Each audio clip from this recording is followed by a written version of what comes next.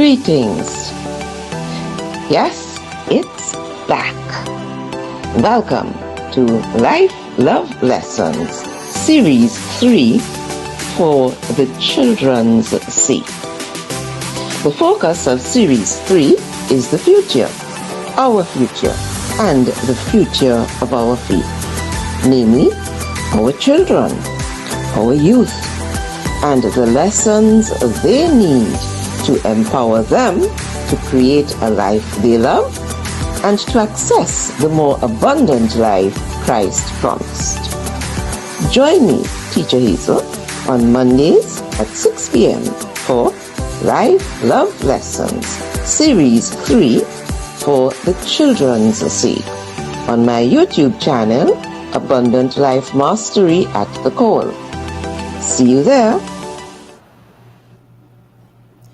Yes, and here we are. So, greetings, hello, and welcome to Life Love Lessons, Series 3 for the Children's Sake. And today we are on to Lesson 5. Yes, but as we begin, as usual, we acknowledge our Creator and our Sustainer. The light of God surrounds us. The love of God enfolds us. The power of God protects us. The presence of God sustains us. Wherever we are, God is. For God so loved the world that he gave his only begotten Son, that whosoever believeth in him should not perish, but have everlasting life. I thank God for you, and I thank you for being here with me. And just in case this is your first lesson, even though it's lesson 5 and it's series 3, I am Reverend Dr. Teacher Hazel Ann Gibbs de Pisa, better known as Teacher Hazel.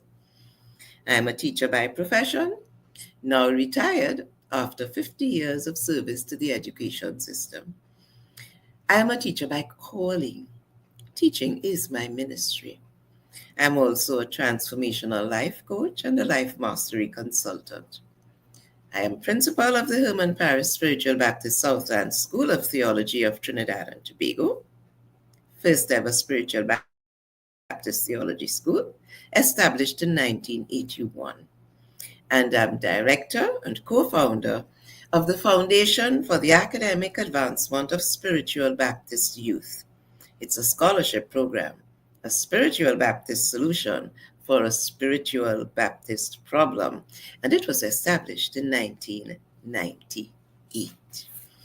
And so, now that you know who I am, let's get to the lesson. And let me once again welcome you to Series 3, Life Love Lessons for the Children's Sake, Living the Christ Life.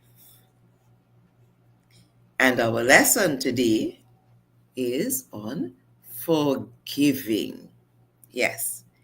And it's coming straight out of the love story of Lesson 4. We segue into another aspect of loving, which is forgiving. And if we look at the pictures provide a preview of the two core elements of the conclusion of the matter of the lesson. Namely, the first picture, forgiving restores balance, stability, equilibrium.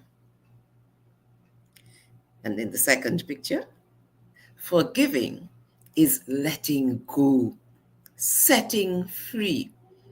You see that the girl is releasing to the atmosphere, blowing away all that she was holding on to in her hand. And may I ask you, what are you holding on to that you should be letting go? Yes, lesson 5 explores forgiving. And you can take a deep breath with me, hold it, and now just blow away all that you need to let go of.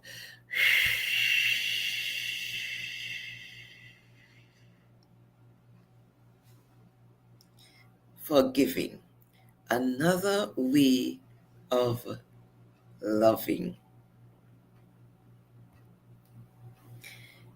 And as usual, let me tell you my intent. If this is your first time, Life Love Lessons for the Children's Sake, Living the Christ Life, is intended to encourage you for the children's sake, to empower our children to access the more abundant life Christ promised, to actuate them to live a life they love and love the life they live, and to maintain the authenticity of the spiritual Baptist Christian faith.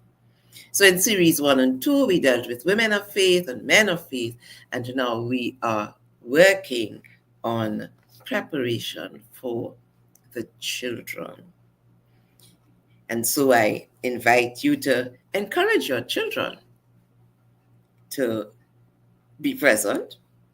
And even after the lesson is over, you can always let them see it, because it will be right here on the YouTube channel for you. Okay?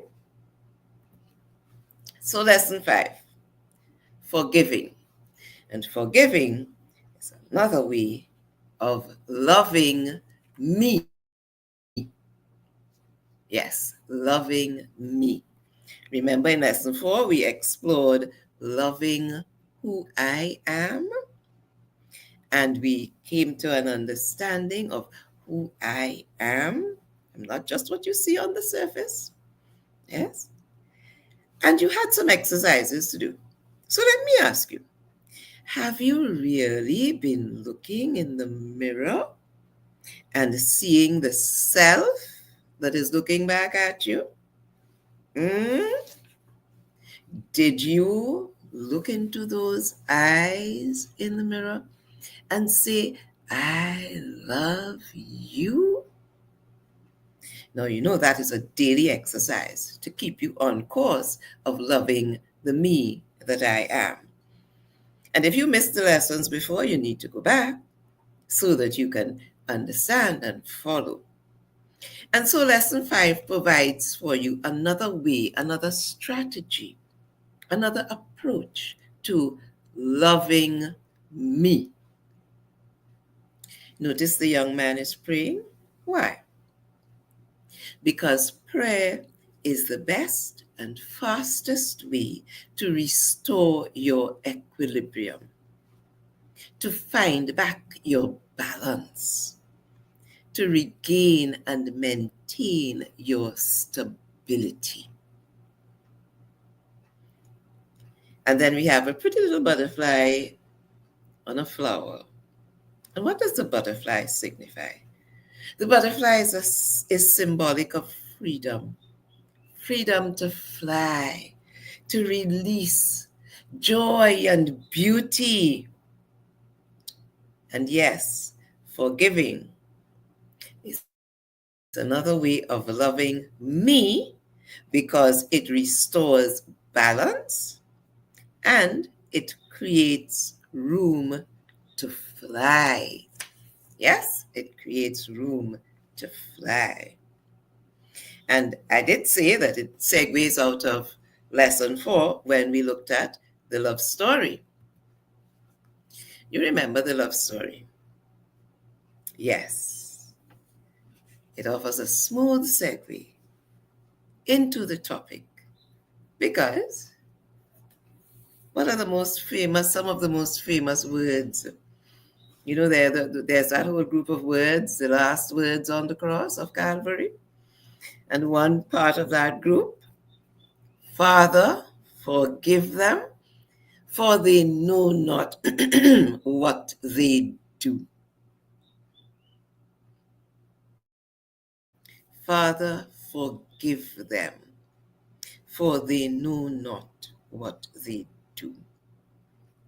And here we have Christ on the cross, forgiving those who have crucified him.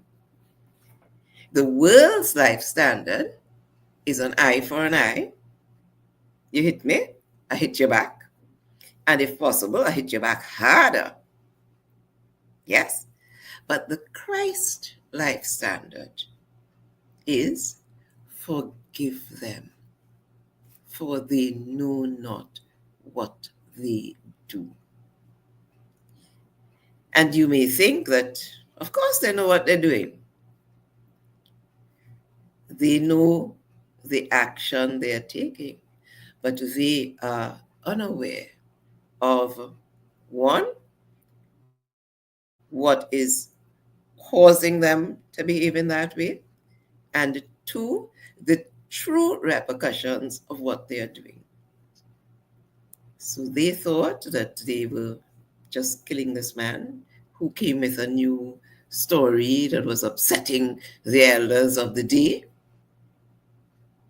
And they did not even know that they were carrying out God's plan, because he came to die in order to save us. So they really didn't know what they were doing. And therefore, he was able to forgive them. And very often, we need to forgive because we don't know the whole story behind what they do. And neither do they. So we're moving into the whole question of forgiving. And I'm saying that forgiving is another way of loving me. Because remember, we went through that I am love. Yes? And I am God's love ambassador. Yes?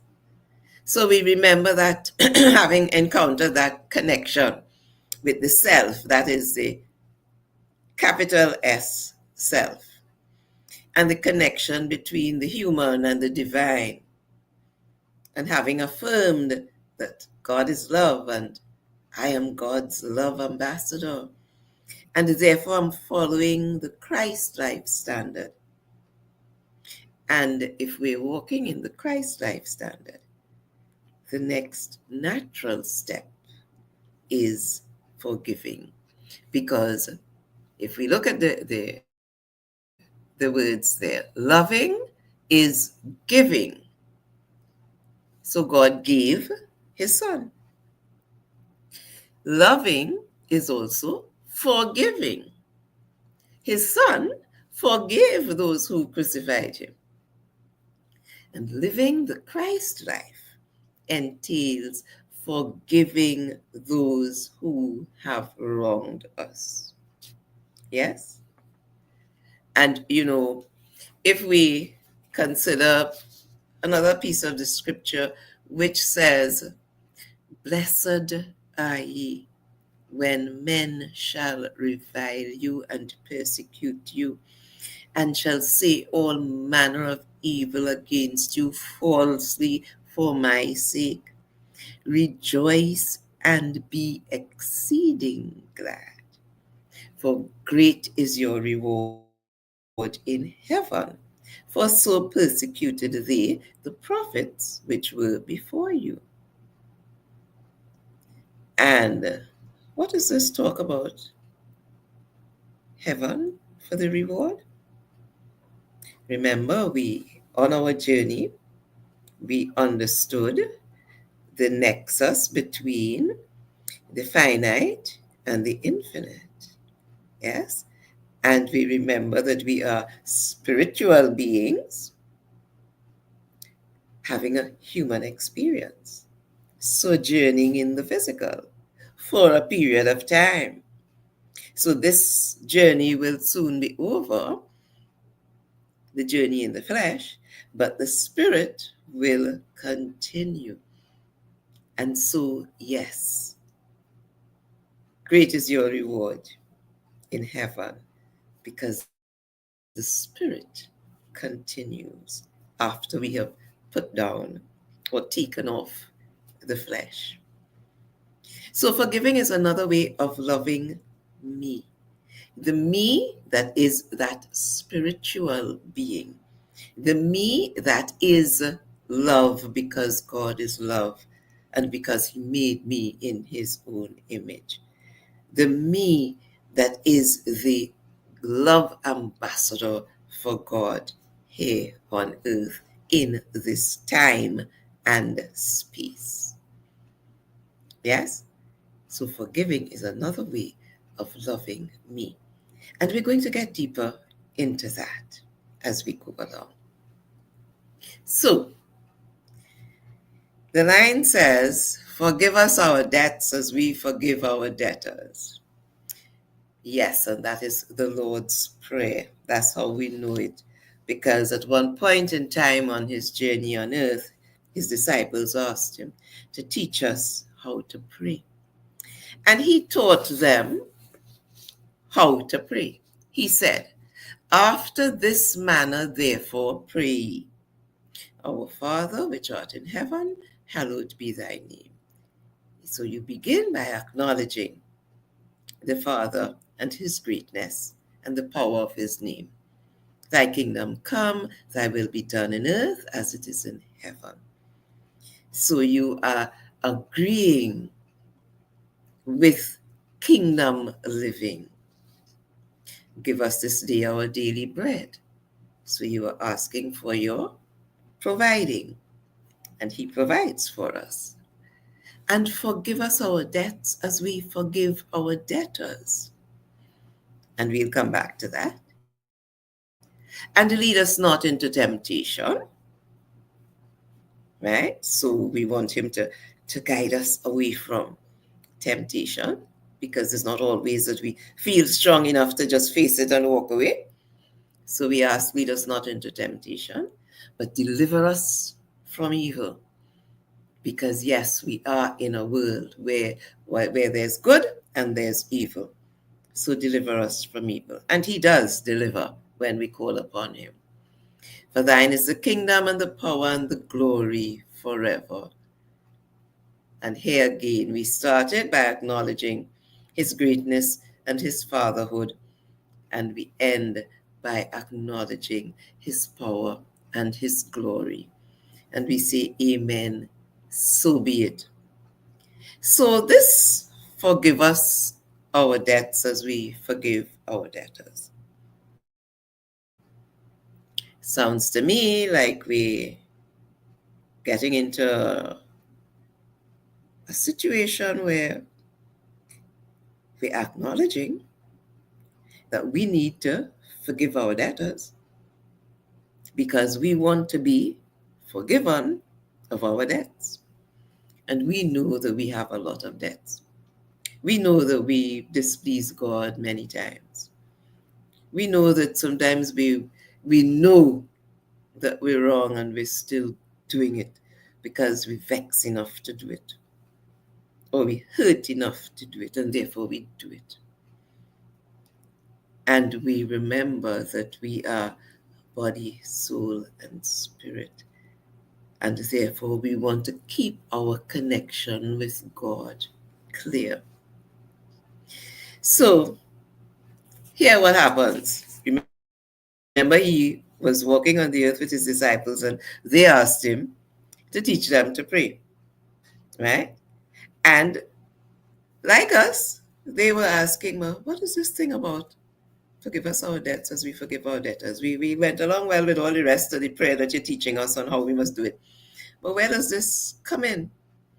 And so one of the disciples asked him, how many times we have to forgive? Since you're telling me about forgive us our debts as we forgive, how many times?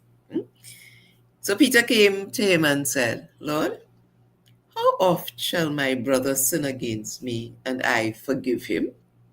Till 7 times? I mean, 7 is plenty, yeah? If your brother bother you, and you forgive him, and you forgive him, and you forgive him, oh Lord, how much he want out of you? Right? So 7 times sounds like a good number. Yes. So should I forgive him 7 times? I mean, then, after all, I will have done so very well. Jesus saith unto him, I say not unto thee until 7 times, but until 70 times 7.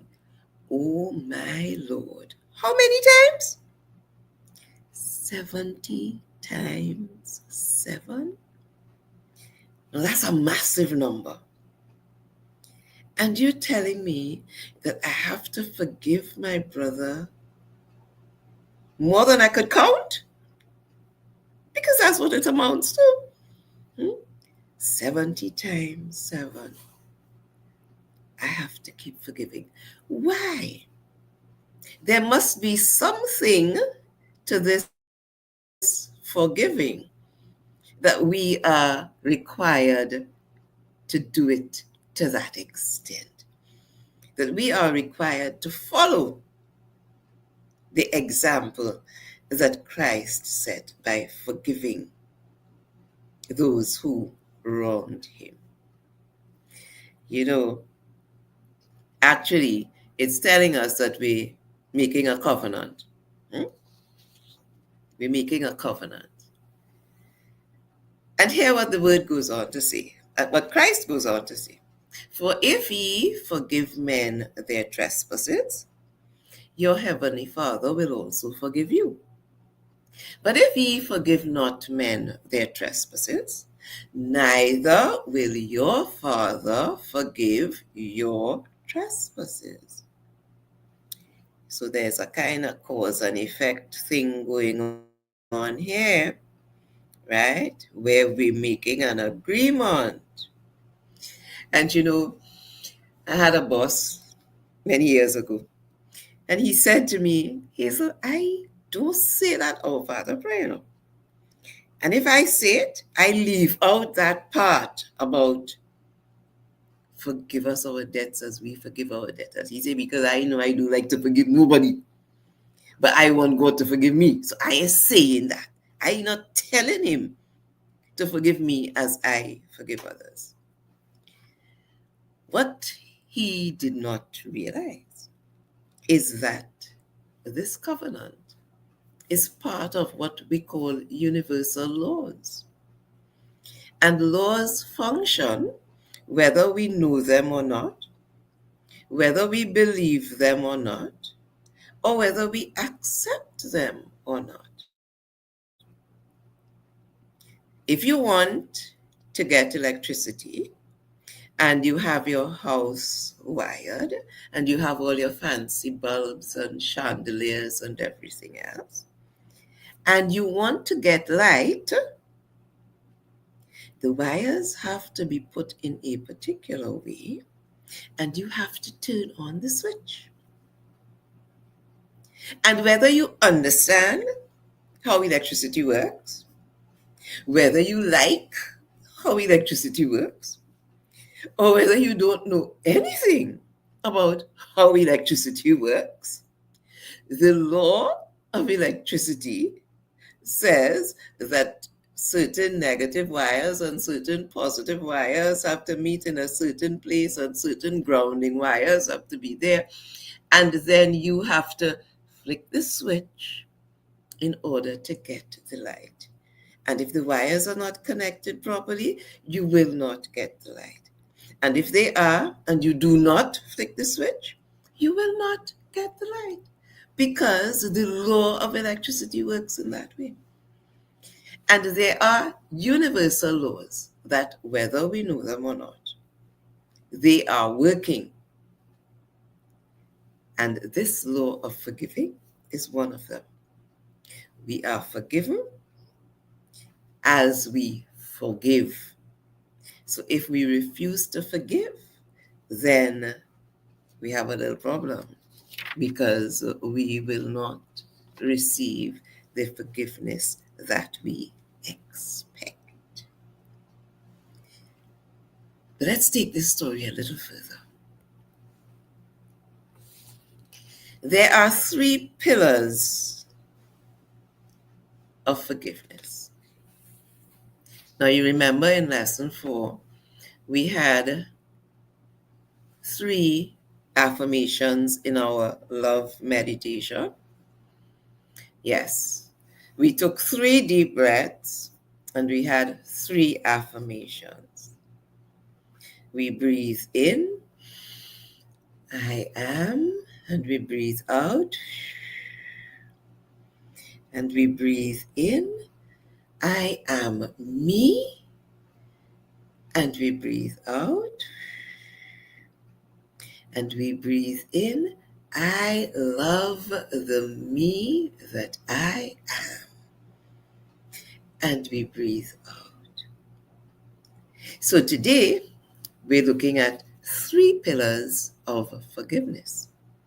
And within these 3 pillars, we will unfold the 2 core elements and define the conclusion of the matter of forgiving being another aspect of the art of loving me. So pillar 1 says accept. Accept what is. And if we look at the picture next to accept, accept that you are a bird, accept that you are a rabbit. Yes, we occupy the same space, but we can't do things the same way. We have differences about us, and we have to accept that. So it is what it is. Someone has wronged you. Accept that a wrong has been done. Don't go into wishful thinking where they shouldn't, and if they didn't, and how could they, and why did they? The wrong has been done. Acknowledge the truth, accept what is. So we're not asking you to deny it. We're not asking you to condone it. It is what it is. But as we will learn when we go into some of the universal laws, what it is, we have to understand and accept. And we would have done that when we looked at perception and some of the other spiritual qualities that we have been given as gifts along with our 5 physical senses. So I recall doing a session with some young men in YTC. And there was this guy there who was working on a maxi. And in those days, the fare was $1. And somebody came off the maxi and did not pay the dollar. And he came out of the maxi, ran down the fella, chop him because he didn't pay his dollar. Of course, the man ended up in the hospital and he ended up in jail. And I asked him, did you get back the dollar? No, he didn't get the dollar. So you almost took somebody's life for how much? $1. You have disrupted your life because now you're living in jail for how much? $1. Is your life worth $1? And all the trouble that your family is going through to see about you and what have you, and all the things that you're missing out on, and all the grief and the pain, is all of that worth only $1? Accept what it is. We're not saying that we're going to condone wrongdoing. We're not saying that we're going to deny that it was done. But we have to understand what is. You can't reverse what is. So you have to accept what is. And when you accept what is, so this is the situation. This is the situation. The man robbed me of $1, right? Or somebody did me wrong, whatever it is they did. Having accepted it, we can begin to put aside all the wishful thinking that goes with every situation and move on to pillar 2, which is to harvest the good. There is good in everything, even when we cannot see it. The word says, all things work together for good to those who love the Lord. When we looked at the power of perception, perception gives us the ability to see the good in everything.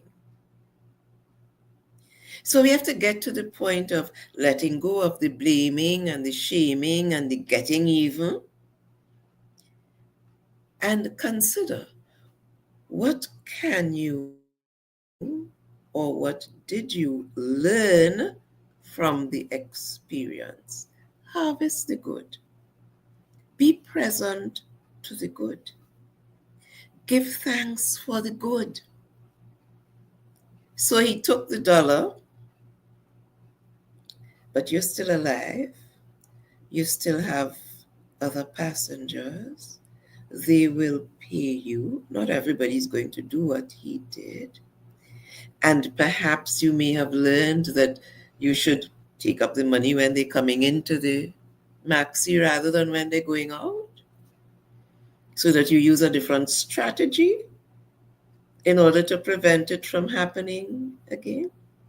Or let's say that you got fired and you're all upset and you're bitter and you want to go back and beat up the boss for firing you because you don't think that he should have done that. You didn't deserve that. Harvest the good. You may very well get a better job. If you had stayed there, you wouldn't have. You may get a better salary. You may get a better position. You may get better possibilities for growth. Yes? You may even decide to go into your own business rather than working for somebody, simply because this evil thing happened. You got fired. Now, if you accept that it is what it is, and you begin to harvest the good, then you can be thankful for what you will have learned, what you will have experienced in the process, the possibilities that would have been opened up for you as a result of what has happened. Yes? And that will move you into the third pillar, where you forgive everything else. Once you have harvested the good and you recognize that there is good and that you can learn, even if you didn't learn it yet, and that things can be better, that there must be some good in what is happening, even if you are not seeing it or understanding it now, you can move on and forgive everything else and focus only on the good. So, having harvested the good, you forgive everything else. Now, why are we asking this? Why did Christ say that? Why are we talking about this in terms of for the children's sake? Because when we get to the third pillar, having accepted that it is what it is, having harvested the good out of it, we recognize at this point that we can prevent developing hatred and resentment and bitterness and illness. Yes, illness. Forgiveness is for us, not for the one who wronged us. Because when we forgive, what we are doing is letting go,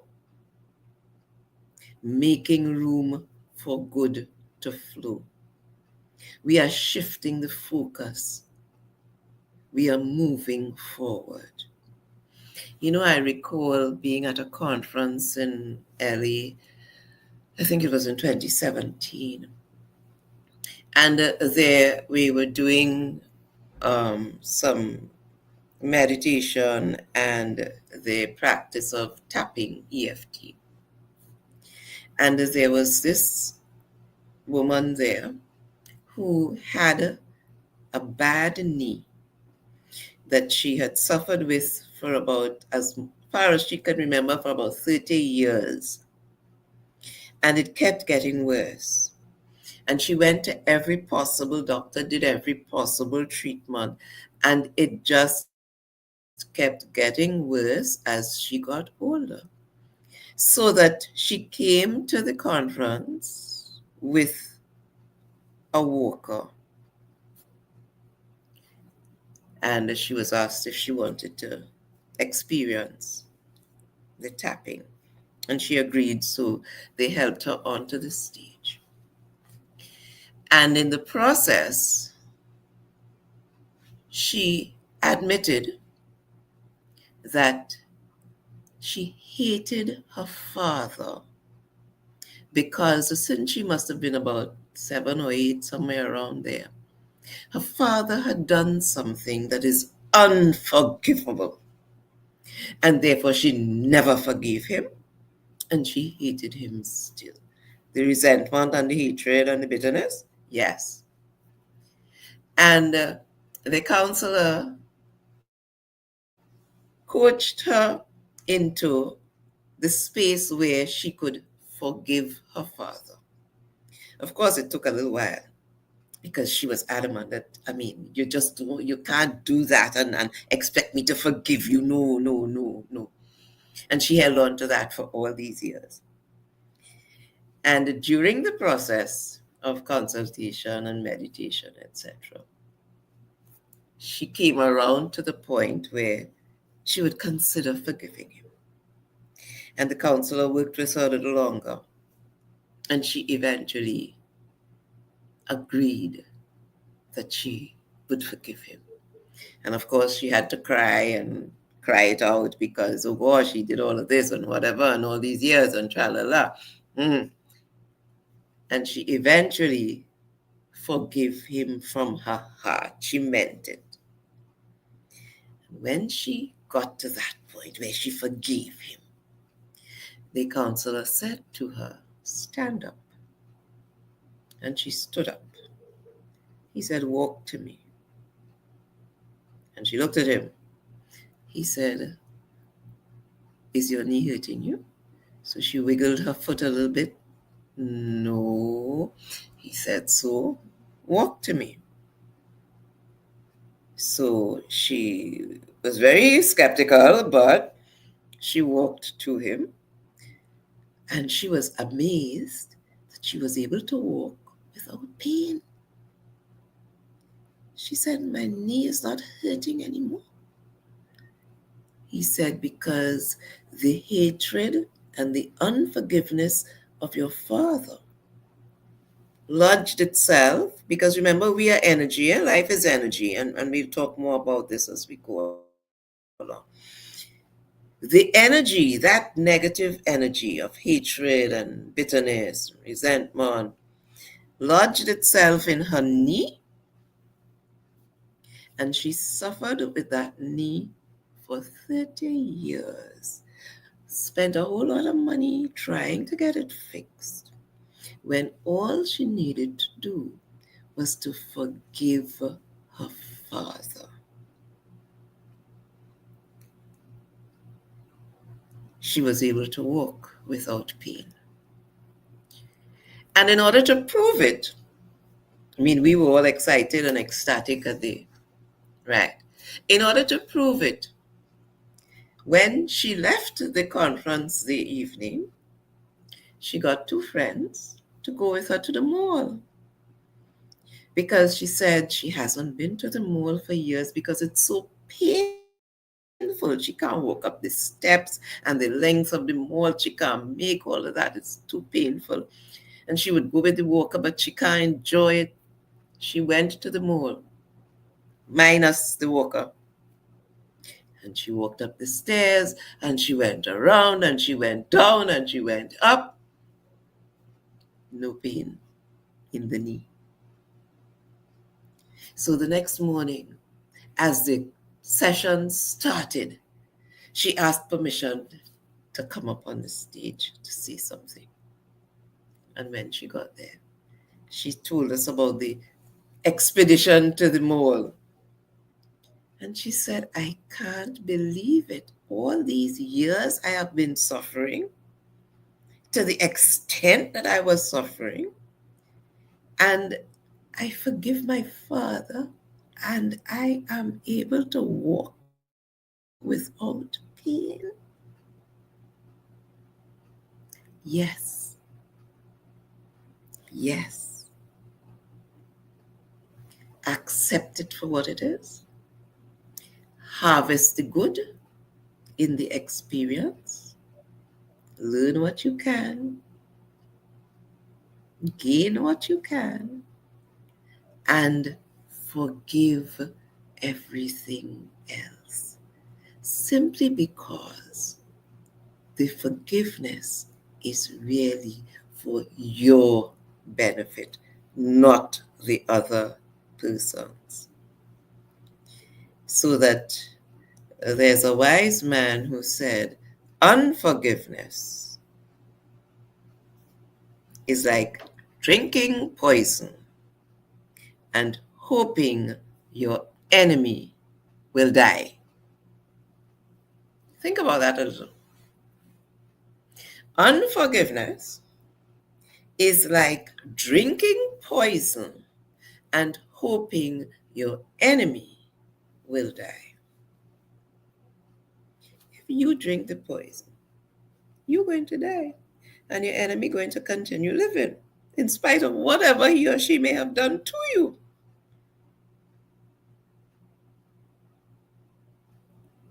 And that's what unforgiveness is. It destroys you, not the person who did you wrong. So to forgive others is to free yourself, to get back your equilibrium, to maintain your balance, to be free to fly and to enjoy and to love. So when I forgive, who am I loving? I am loving me. So I'm not forgiving you in order to give you anything. I am forgiving you in order to love me, to give me the freedom to fly, to give me my equilibrium back. And therefore you understand why this whole question of forgiving is something that we need to understand and learn for the children's sake. Because many of us would have carried pain and bitterness for years, wouldn't forgive. And remember, if you don't forgive, you won't be forgiven. So no matter how much you go to church and how much you sing and how much you pray and how much you praise, if you have an unforgiving heart, you're still not going to make it, because you will not be forgiven according as you have not forgiven others. So why do you want to destroy your life? Because somebody did you something, and sometimes they don't even know that they did it. Sometimes they may have done something or said something and didn't even recognize what it is they did. And if they recognize, they may have thought of it in a flippant way. They were making a joke or some nonsense, and they went on their life. And they comfortable living, and you suffering. And you know, unforgiveness is one of the causes of cancer. Eh? Not saying that there aren't all the medical things that are attached to it. But you see that bitterness, it creates the acidity in the cells, and it causes the cells to begin to eat each other. Yes. And they've proven that scientifically, that unforgiveness affects our health.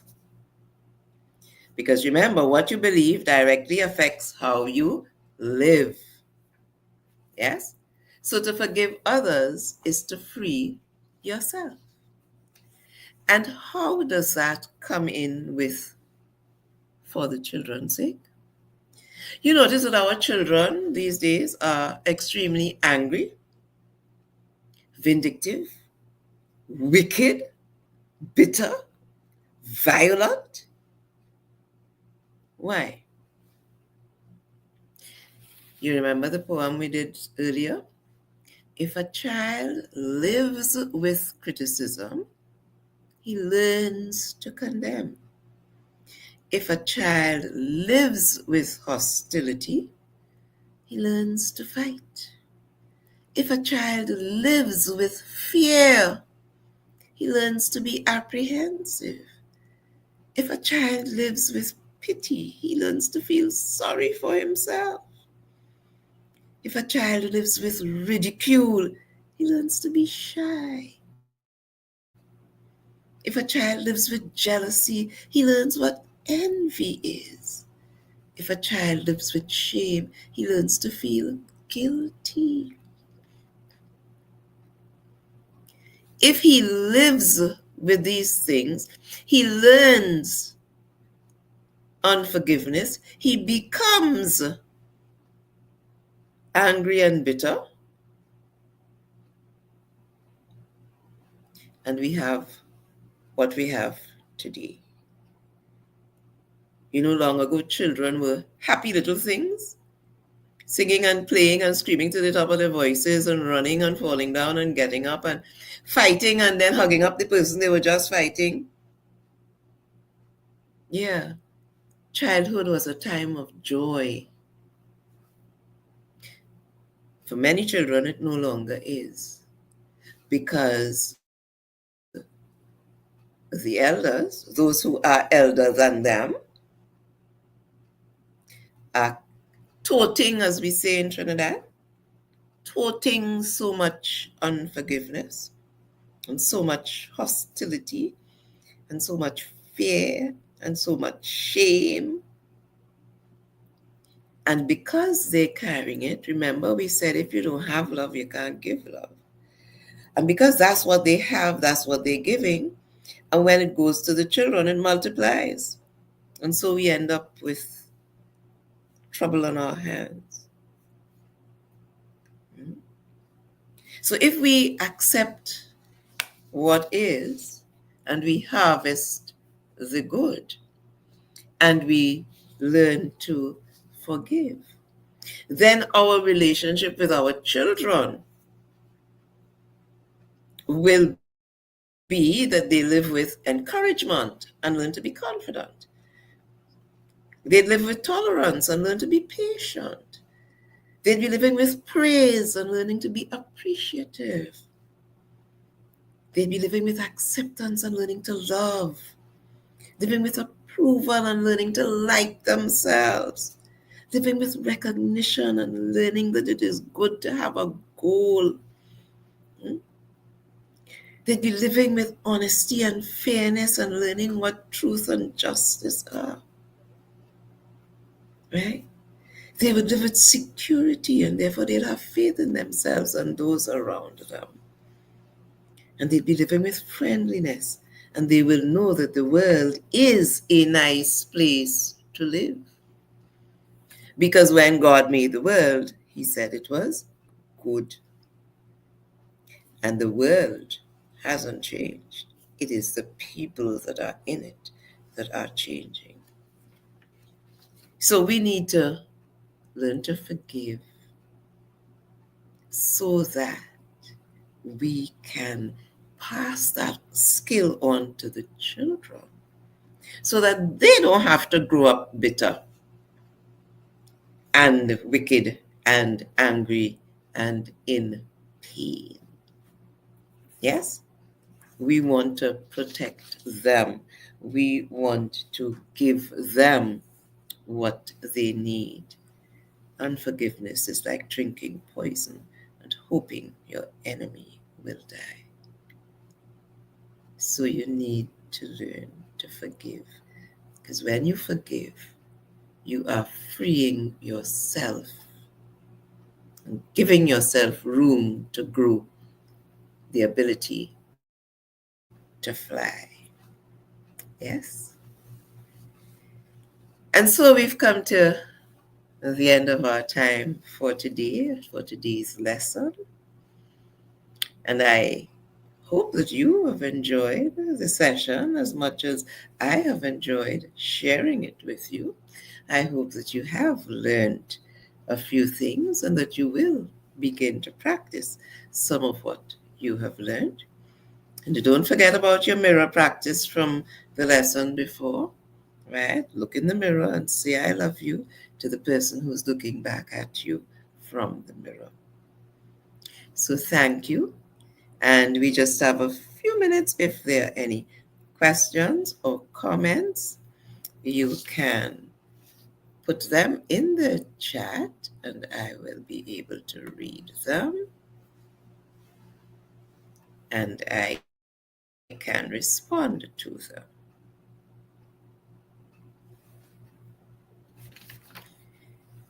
And if there are no questions or comments forthcoming, I want to say again, thank you. Hope you enjoyed it. See you next Monday, same time, same place for more life love lessons for the children's sake. And if you haven't been catching up on the lessons before, I encourage you to visit the channel and look at the lessons that went before so that it will bring you up to speed with where we are at the present. So, goodbye, God bless you, and see you next time.